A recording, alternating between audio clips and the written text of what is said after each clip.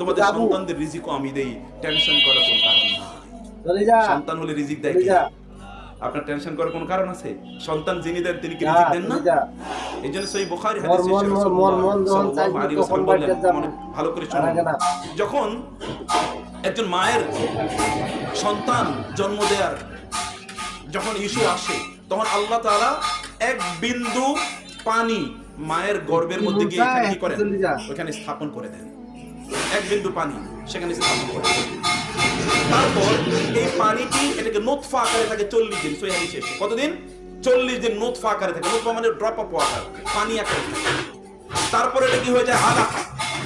আলাকা হয়ে যায়, এটি আরো 40 দিন পর্যন্ত। আলাকা মানে হচ্ছে রক্তপিণ্ড। এই যে পানি ওইখানে গিয়ে জমা হয়েছে না মায়ের গর্ভে, এই পানিটা 40 দিনের প্রথম 40 দিন পানি আকারে থাকে, এরপরে 40 দিন এটা কি আকারে থাকে?